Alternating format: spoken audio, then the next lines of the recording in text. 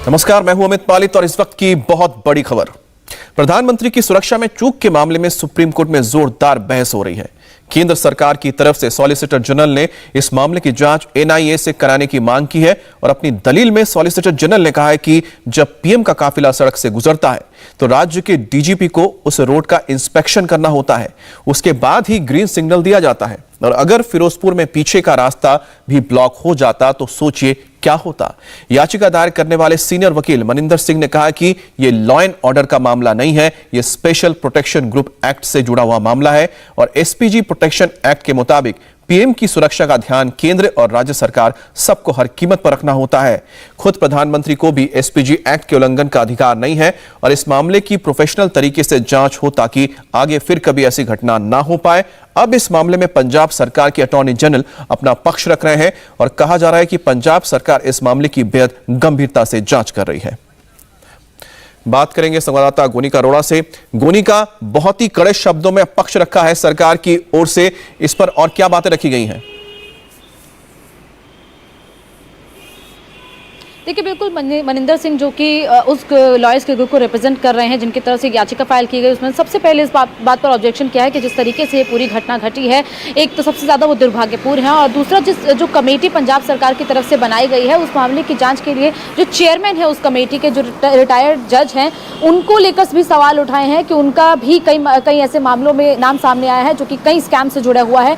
इसके अलावा ये कहा गया कि ये स्टेट के लॉ एंड ऑर्डर का मामला नहीं है बल्कि ये एक नेशनल सिक्योरिटी से जुड़ा हुआ मामला है और एसपीजी एक्ट के तहत ये पूरा मामला आता है। इसीलिए इस पूरे मामले की जांच या तो भटिंडा के जो डिस्ट्रिक्ट जज हैं वो और साथ में एनआईए मिलकर करे और पूरे जो एविडेंस है उनको प्रोटेक्ट करके रखा जाना चाहिए ताकि कोई भी एविडेंस से छेड़छाड़ ना हो पाए। इसके अलावा जो पूरे मामले की जांच है वो पूरी एफिशिएंसी से होनी चाहिए और इस पूरे मामले की जांच पंजाब की कमेटी बनाई गई है उसके द्वारा नहीं बल्कि जो डिस्ट्रिक्ट जज हैं भटिंडा के उनके द्वारा और एनआईए के द्वारा होनी चाहिए। और साथ ही साथ ये भी अब सॉलिसिटर जनरल तुषार मेहता ने भी कहा है कि इस पूरे मामले की उन्होंने हालांकि ये कहा है कि इस पूरे मामले की जांच सिर्फ और सिर्फ एनआईए को देनी चाहिए क्योंकि एनआईए इस पूरे मामले की जांच सही तरीके से कर पाएगा। साथ ही साथ मनिंदर सिंह ने यह भी सवाल उठाया कि अगर ऐसा होता कि प्रधानमंत्री का काफिला जब 20 मिनट तक उस फ्लाईओवर तक रुका रहता और पीछे से भी कुछ ग्रुप आकर उस पूरे काफिले को रोक देते तो सोचिए सिचुएशन क्या होती। साथ ही साथ ये पॉइंट बहुत ही इंपॉर्टेंट आपने बताया कि अगर पीछे से भी रास्ता रोक दिया जाता तो फिर ऐसे में काफिला वापस कैसे लौटता, ये और भी गंभीर मामला हो जाता अगर ऐसा होता तो। लेकिन साथ में एक और जो जिक्र हुआ है उसके बारे में बताइए, क्योंकि जो एसपीजी एक्ट का जिक्र हो रहा है, एसपीजी एक्ट जो पास हुआ था संसद में जिसके तहत जब कोई एसपीजी प्रोटेक्टी किसी राज्य में जाता है तो राज्य सरकार की जिम्मेदारी होती है कि हर कीमत पर उसको प्रोटेक्शन देना है। उसमें पूरी तरह से फेल रही है पंजाब सरकार। इस पर और क्या बात की गई?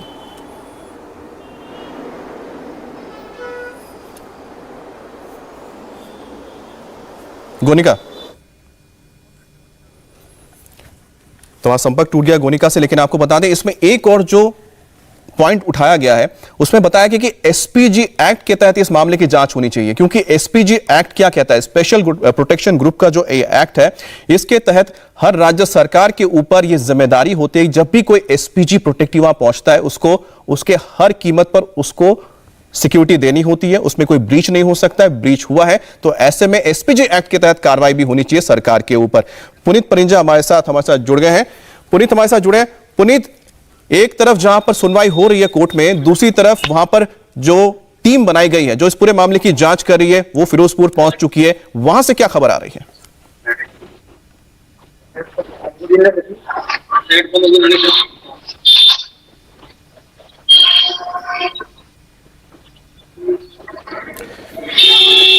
चलिए हम एक बार फिर से बात करने की कोशिश करेंगे पुनीत से, क्योंकि पुनीत शायद ट्रैवल कर रहे हैं, इस वजह से उनका नेटवर्क नहीं जुड़ पा रहा है।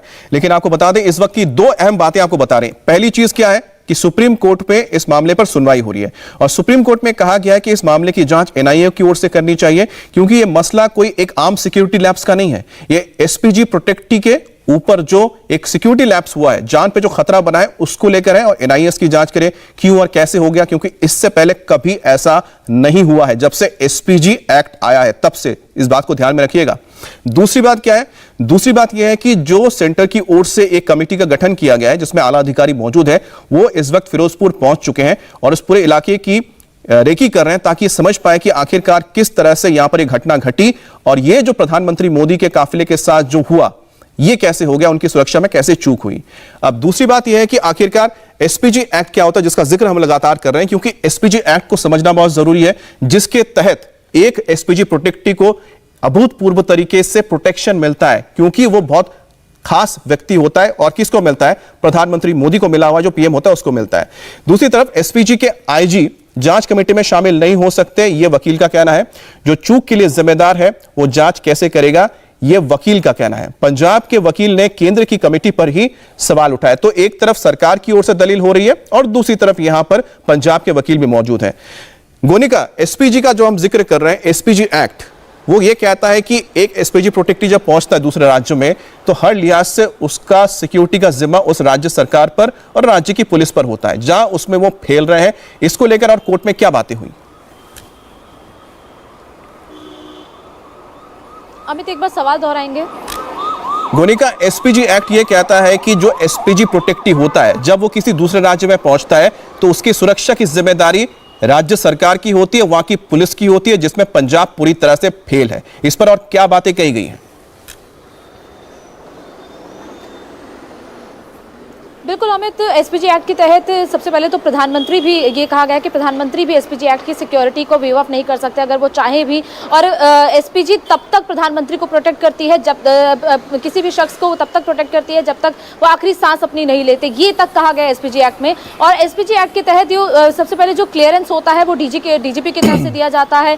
और जब प्रधानमंत्री का काफिला चलता है तो उसके आगे एक वार्निंग कार चलती है। वो वार्निंग कार सबसे पहले उसका पूरे रास्ते को क्लियर करती है, देखती है कि अगर बीच में किसी भी तरीके का कोई भी थ्रेट परसेप्शन है तो उसकी जानकारी पीएम के काफिले के पीछे की गाड़ियों को दी जाती है और उसके बाद उस काफिले को उसी तरीके से मैनेज किया जाता है। लेकिन जिस तरीके से पंजाब में स्थिति देखी गई कि वार्निंग कार जो आगे चल रही थी, जो कि पंजाब की ही सिक्योरिटी की, पुलिस की सिक्योरिटी की कार्स होती हैं, उनकी तरफ से ना तो कोई ये बताया गया कि पीछे जो काफिला आ रहा है उसे पहले रोक दिया जाए या आगे इस तरीके का थ्रेट परसेप्शन है, जबकि प्रधानमंत्री के काफिले से सिर्फ 1 किलोमीटर से भी कम दूरी पर जो लोग प्रोटेस्ट कर रहे थे वो वहां पर मौजूद थे और लगभग 20 मिनट तक ये पूरा काफिला वहां पर फंसा रहा।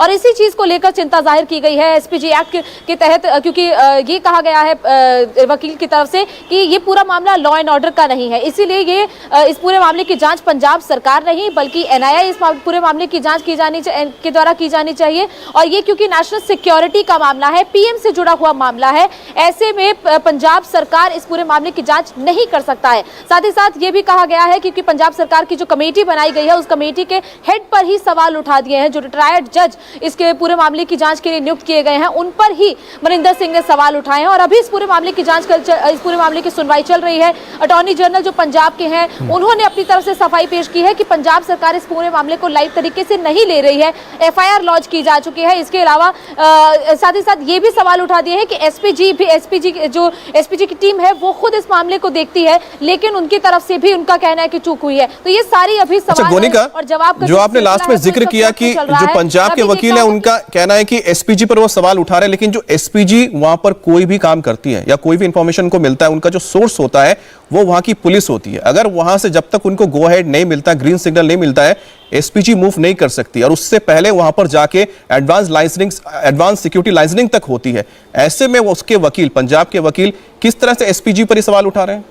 बिल्कुल, क्योंकि एसपीजी हमेशा कोऑर्डिनेशन में काम करे। जब भी प्रधानमंत्री का काफिला चलता है किसी भी स्टेट में, कभी रोड पर स्पेशली चलता है, तो उस पर जो स्टेट की पुलिस है वो इनपुट्स देती है एसपीजी को। एसपीजी के अधिकारी उसी के आधार पर प्रधानमंत्री के काफिले को आगे बढ़ाने के लिए या कहाँ तक काफिला लेके जाना है, रूट कैसे तय करना है, ये सारी चीजें तय करते हैं। और अगर स्टेट पुलिस की तरफ से, स्टेट के डीजीपी की तरफ से सही इनपुट्स नहीं दिए जाएंगे, ग्रीन सिग्नल सही तरीके से नहीं दिया जाएगा या यही सही तरीके से नहीं बताया जाएगा कि आगे किसी भी तरीके का थ्रेट परसेप्शन है या कोई ब्लॉकेज है, अगर ये नहीं बताया जाएगा तो जाहिर तौर पर एसपीजी के लिए भी ये चीज प्रॉब्लम खड़ी कर सकती है। और यही पंजाब में देखा गया है कि पंजाब में डीजीपी की तरफ से पहले रास्ते को लेकर क्लियरेंस दिया गया, क्योंकि एसपीजी की तरफ से क्लियरेंस मांगा गया था, और जब ग्रीन सिग्नल दिया गया उसके बाद ही प्रधानमंत्री के काफिले को आगे बढ़ाया गया। और लेकिन उस दौरान देखा गया कि वो पूरे क्लियरेंस के बावजूद अब काफिला आगे बढ़ता है तो उस काफिले को एक फ्लाईओवर पर रोक दिया जाता है। फ्लाईओवर पर लोग आकर प्रोटेस्ट करने लगते हैं और इसी चीज को लेकर कंसर्न जताया गया है कि अगर आगे प्रोटेस्ट चल रहा था, पीछे भी कोई आगे प्रोटेस्ट कर देते तो काफिला बीच में ही फंस जाता। इंडिया टीवी हर वक्त हर जगह डाउनलोड करने के लिए सर्च करें India TV news Google play store या ऐप स्टोर पर।